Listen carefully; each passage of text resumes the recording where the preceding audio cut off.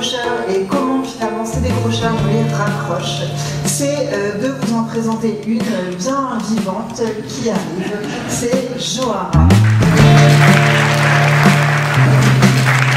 Bonjour, je m'appelle Johara, j'ai 23 ans. Je suis en formation d'art dramatique au cours Simon. J'ai obtenu mon bac L au micro-lycée il y a 3 ans. En seconde, j'ai décroché. Je ne suis pas un cas à part. J'ai arrêté l'école en 2009. Après le lycée, j'ai commencé à travailler et je m'en sortais pas. Et je me suis rendu compte que l'école me manquait beaucoup. Les problèmes de difficultés en cours, enfin je comprenais quasiment rien. Parce que j'allais pas en cours. Quoi. Tout simplement, j'étais en cours et ça me plaisait pas du tout. J'ai commencé à arrêter d'y aller. Je me noyais, j'avais l'impression de plus avoir de sociabilité. Donc j'ai raté mon bac et vu que j'ai eu un parcours scolaire un peu chaotique, j'ai redoublé presque toutes mes classes au lycée. Alors il y a eu pas mal de soucis dans la famille, des soucis personnels. J'ai pas réussi à avoir mon diplôme, donc du coup j'ai tout arrêté. On m'a pas vraiment aidé, je me suis rendu compte tout seul en fait. Ah, c'est au centre de mes préoccupations au micro-lycée. Les questions que ça me soulève, c'est des questions concernant l'apprentissage. Voilà, parce qu'on remet quand même notre métier d'enseignant au cœur quand même de la structure ici au micro-lycée. Parce que voilà, pour nos élèves, le raccrochage se fait aussi par les apprentissages. Il aurait fallu qu'il y ait plus d'aide. Plus un suivi. Plus d'accompagnement personnalisé. Plus d'accompagnement personnel avec les élèves. La seconde partie que j'aurais dû mettre en premier, c'est la partie accompagnement des élèves. Accompagnement vers une reprise de scolarité, accompagnement aussi vers un projet personnel. Là, je viens juste de reprendre les cours en seconde. Ça se débloque, enfin. Je suis en première STMJ.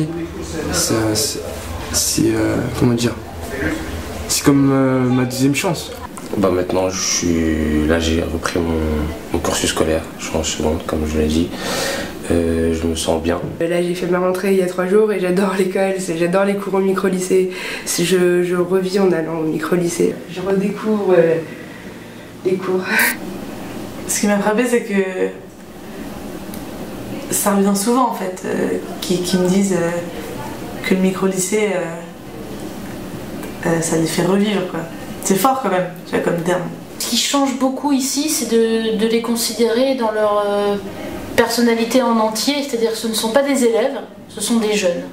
Et je pense que c'est ça le problème du système classique dans l'éducation nationale, c'est qu'on ne voit qu'un petit bout du jeune, on voit son côté élève et on oublie tout ce qui est à côté.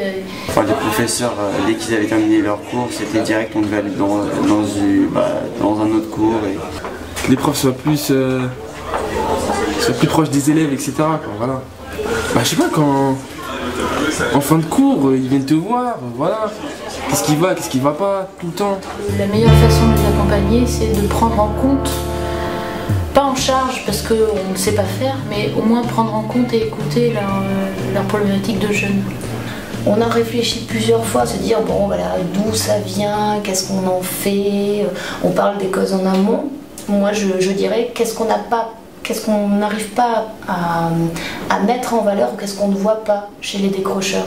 Souvent c'est ce qui ressort quand on a des gens qui viennent nous voir en disant ils sont brillants, ils ont quelque chose en plus, ils ont une sensibilité. Des petites histoires en fait de jeunes en qui on ne croyait pas, c'est-à-dire d'autres institutions, des institutions médicales, psychologiques, etc.